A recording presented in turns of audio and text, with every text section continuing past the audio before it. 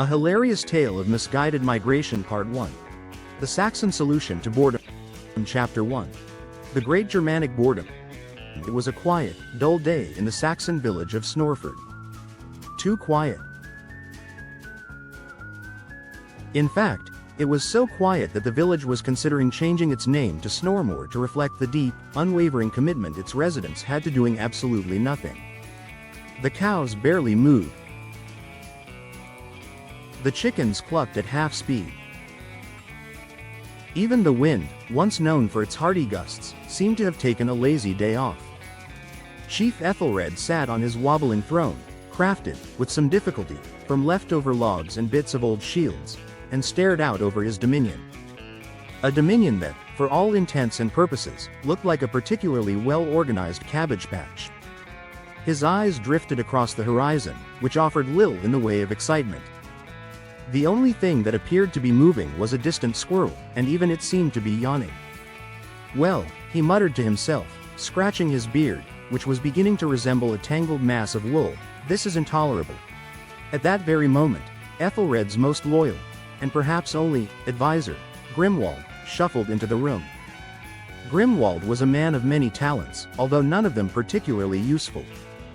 His specialty, as far as anyone could tell, was the art of standing slightly too close to people and breathing audibly through his nose.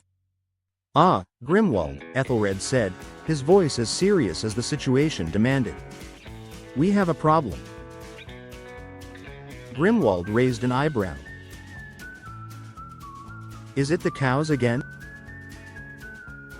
"No, Grimwald. Worse, it's boredom."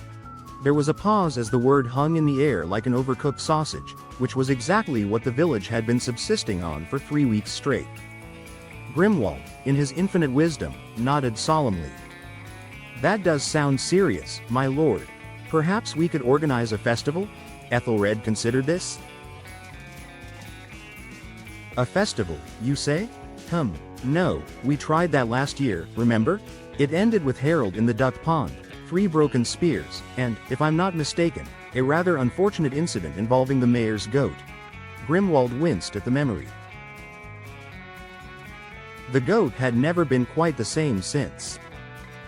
"No, what we need, Grimwald," Ethelred continued, his voice growing in grandeur as if he were about to unveil the meaning of life itself, is adventure. Excitement, something to really shake things up, and I think I know just the thing. Grimwald leaned in, anticipating another of Ethelred's famously ridiculous ideas. He was not to be disappointed. "We're going to invade England." There was a brief pause, during which Grimwald blinked rapidly, wondering if he had misheard. "England, my lord? Are we quite certain that's wise?" Ethelred puffed out his chest, adopting the stance of someone who was entirely certain they had never been wrong about anything, ever.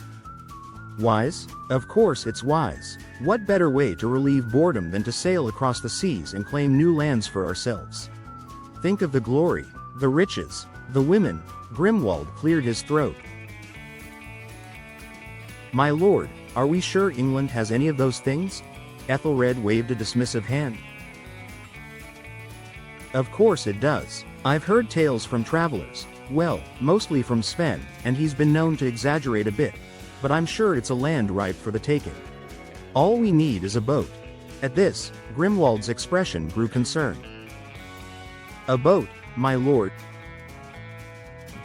"Yes, a boat," Ethelred repeated, already envisioning the grand vessel that would carry them to glory. In his mind, it was a towering ship with golden sails, carved dragon heads, and enough space for at least 3 kegs of mead. The reality, as it so often did, fell slightly short.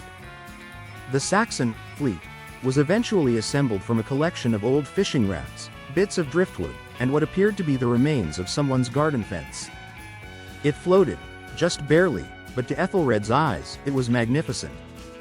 "Behold," he declared, "the mightiest ship ever built by Saxon hands." Grimwald eyed the raft, which seemed to be held together by nothing more than optimism and a handful of poorly tied knots. "It's impressive, my lord." Ethelred beamed. "Of course it is. Now, gather the men. We sail for England at once." the journey across the sea was not exactly what one might call smooth. In fact, it was the kind of journey that would later be referred to as a series of unfortunate accidents, or, more succinctly, a complete and utter disaster. First, the wind refused to cooperate. Then, a particularly aggressive seagull took an interest in their rations, swooping down to steal most of their bread and half of their dignity. By the time they reached what Ethelred confidently declared to be the shores of England, the crew was soaked, hungry, and in desperate need of a good ale. Land ho! Ethelred cried, leaping from the raft and splashing dramatically into the ankle-deep water. We have arrived. Grimwald, ever the realist, squinted at the coastline. Are we sure this is England, my lord? Ethelred paused, looking around. Well, it's wet, it's cold, and the locals seem unimpressed. Seems about right. The locals in question were, in fact, a flock of sheep, who were currently eyeing the Saxons with a mixture of curiosity and mild disdain. One particularly large sheep stepped forward, staring Ethelred down as if to say, really? This is your big invasion? Ethelred, undeterred, raised his sword high. I claim this land in the name of Saxons everywhere. Forward, men. The sheep continued to stare. Grimwald coughed politely. My lord, I think we may have invaded a farm. Ah, Ethelred said, glancing around at the fences, haystacks, and rather unwarlike atmosphere. Yes, well, every great conquest has to start somewhere. Men, let's begin by conquering these sheep. The Saxons, to their credit, charged valiantly toward the sheep, who promptly turned and ambled away, unimpressed by the spectacle. Ethelred, in his infinite wisdom, declared the day a victory. And so, with the great farm of England conquered, the Saxons set up camp, blissfully unaware that the real England was still several miles to the south, and that they had, in fact, claimed nothing more than a sheep pasture. But for Ethelred and his men, this was just the beginning. Chapter 2. Destination Roulette. Chief Ethelred sat at the head of the long wooden table, tapping his fingers rhythmically against the surface, his eyes narrowed in deep concentration. Around him, his merry band of Saxons, who, in truth, were only merry because of the previous night's mead, watched with a mixture of confusion and anticipation. This was, after all, the critical moment when the fate of their next grand adventure would be decided. Or, rather, randomly guessed. Right, Ethelred declared, as if he had just solved the riddle of life. We shall now determine where to invade next. Grimwald, his ever-loyal advisor, stood beside him holding an enormous, suspiciously blank-looking map. It depicted, in some detail, all the major territories known to the Saxons, Snorford, their village, a few nearby trees, and what looked like an angry duck. Beyond that, the map was largely an artistic exercise in wild imagination. Where shall we strike, my lord? Grimwald asked, holding up the map as if it were the sacred answer to all their problems. The Saxons leaned in, their interest piqued by the sheer importance of what was to come. Or, more likely, they were just trying to figure out if that really was a duck. Ethelred, stroking his beard with the air of a man who had done this sort of thing many times, he had not spoke with gravity. We need a place rich in resources. A place of strategic importance. A place. To the west, Grimwald's brow furrowed. The west, my lord. Yes, Grimwald, Ethelred confirmed, ignoring the fact that none of them had the faintest clue what lay in that direction. The west is where fortune awaits. A confused murmur rippled through the room, as several Saxons scratched their heads, trying to recall what exactly was meant by west. One of them, Hilda the Hammer, raised her hand tentatively. Forgive me, chief, she began, her voice uncertain, but how do we know which way is west? Ethelred cleared his throat. Simple, Hilda, we just follow the sun. There was a collective nod from the group, as if this answer made perfect sense. In reality, none of them had spent much time considering the sun's movements beyond using it as a reminder to wake up, or to stop drinking. Right, Ethelred continued, standing up with newfound enthusiasm. But first, we must choose a specific target. Grimwald, bring forth the decision device. Grimwald, already prepared, unveiled the device with a flourish. It was, in fact, a wheel of fortune hastily constructed from a wooden shield and painted with various symbols, none of which were remotely helpful in identifying actual locations. One segment featured a fish. Another, a cloud. A third, quite inexplicably, a turnip. The wheel stood triumphantly in the center of the room, its absurdity matched only by the seriousness with which the Saxons regarded it. It was time for destiny to take charge. Ethelred approached the wheel, grasping its edge with dramatic flair. Men and women of Snorford, today we leave our fate to the gods. They shall guide our hand toward the land we are destined to conquer. He spun the wheel with all his might, which, considering his rather unimpressive muscle mass, resulted in a rather sluggish rotation. The Saxons held their breath as the wheel made its slow, creaking journey around the shield. It passed the fish, the cloud, the turnip, and finally came to a stop on a very small, poorly drawn bear. Aha! Ethelred cried. We shall invade the land of the bears. Grimwald looked at the symbol, then at Ethelred. My lord, I'm not entirely sure there is a land of bears. Ethelred frowned. Of course there is, Grimwald. Everyone knows bears live, somewhere. They must have a land, right? Hilda piped up again, her brow furrowed. But do we want to fight bears, chief? They seem rather angry. There was a brief pause as the Saxons considered the prospect of an angry bear army. The room was filled with the uncomfortable sound of shifting chainmail and murmurs of discontent. Perhaps, Ethelred said, scratching his chin, perhaps the gods intended the bear as a metaphor. Yes, a metaphor for strength, resilience, and possibly fish. What they really mean is, somewhere west. Grimwald, eager to avoid another wheel-related disaster, nodded eagerly. Yes, my lord, the gods are telling us to go west. There was a collective sigh of relief. Bears, it seemed, were not on the agenda. The Saxons relaxed, reassured that their next conquest would involve fewer sharp claws and more, well, whatever west had to offer. West it is, then. Ethelred proclaimed. Prepare the boats. We sail at dawn. By boats, Ethelred meant their previous collection of floating mead barrels, which had somehow survived the last invasion intact, if you could call it that. The fleet, still as underwhelming as ever, bobbed unenthusiastically in the harbor, ready for another round of nautical confusion. The Saxons gathered on the shore, their spirits high, despite the fact that none of them had any idea where they were going. That minor detail was to be worked out later, presumably by the gods or the wind, or both. Right, Ethelred said, addressing the crew. We head west, toward glory, riches, and a better class of ale. The Saxons cheered, mostly because the word, ale, had been mentioned. Grimwald, standing dutifully by Ethelred's side, squinted into the distance.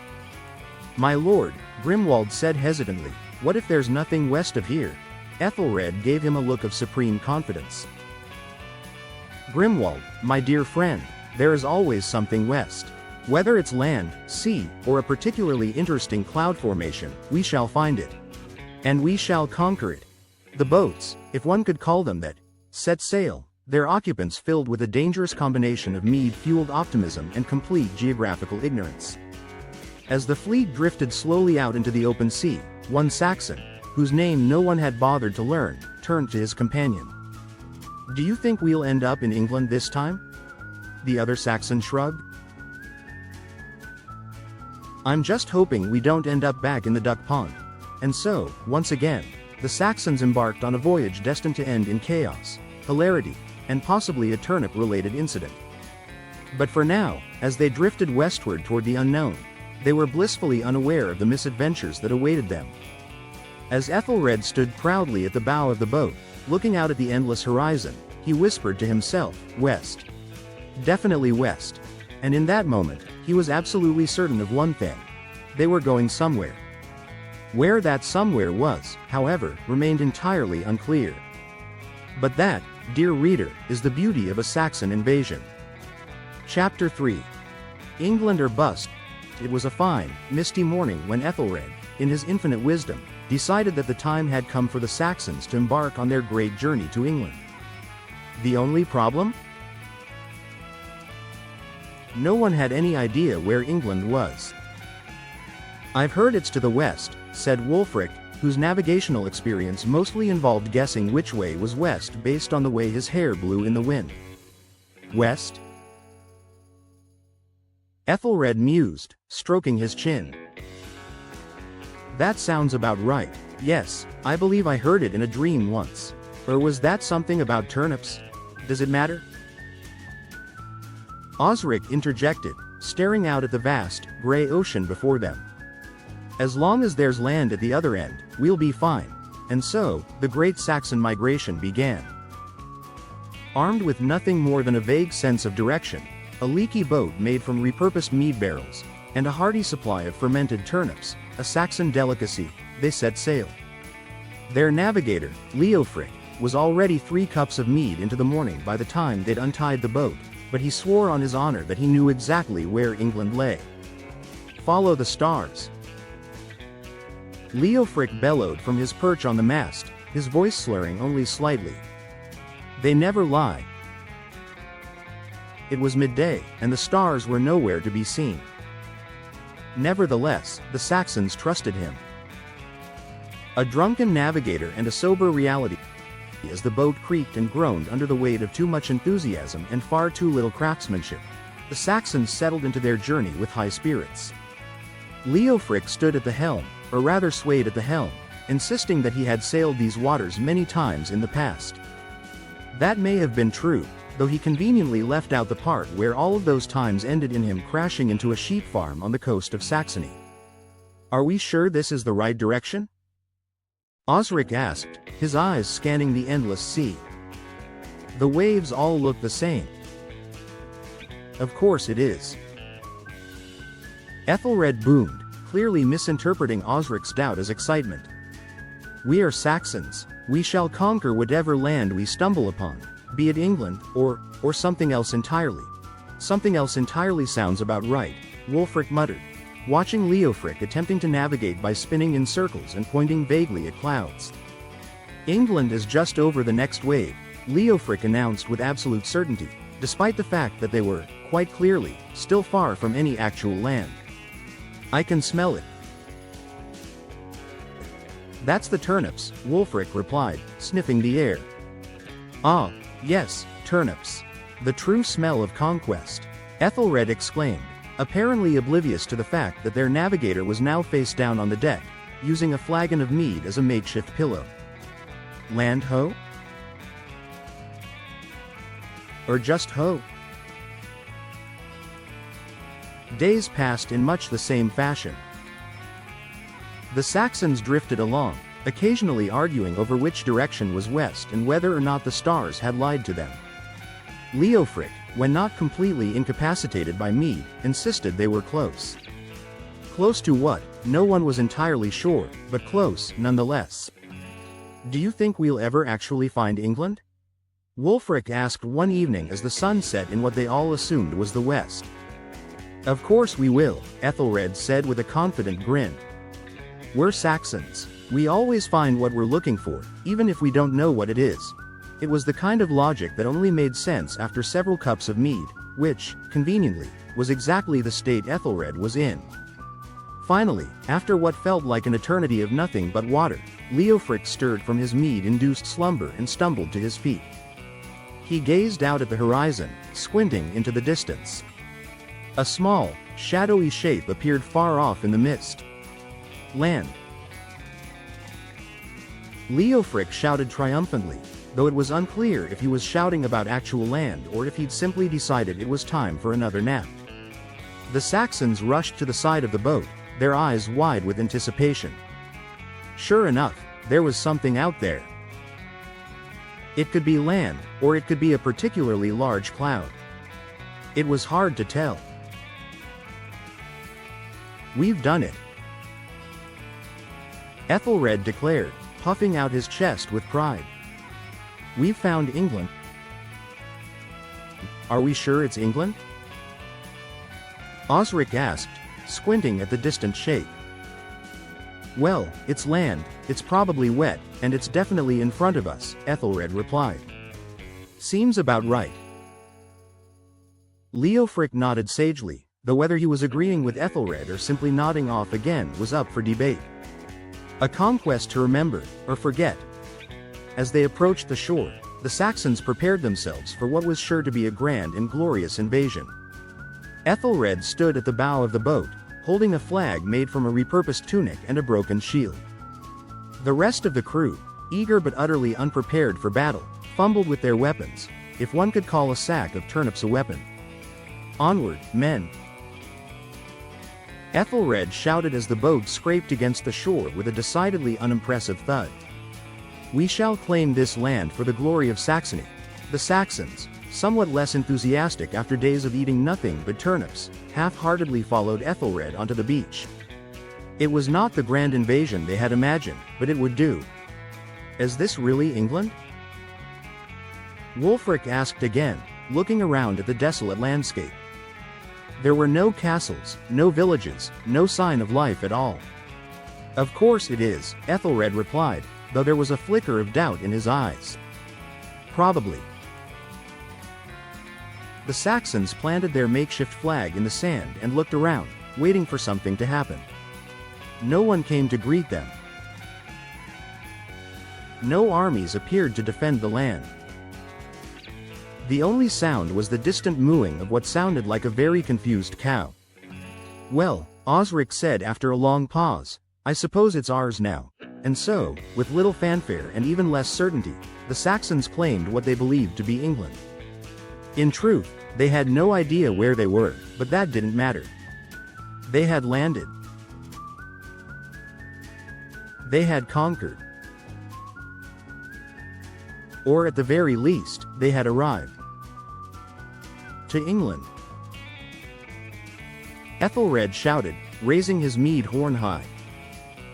To England. The others echoed, though no one was entirely sure if they were in the right place. But as the Saxons gathered around the fire that night, sharing tales of their great, if somewhat accidental, conquest, one thing became clear.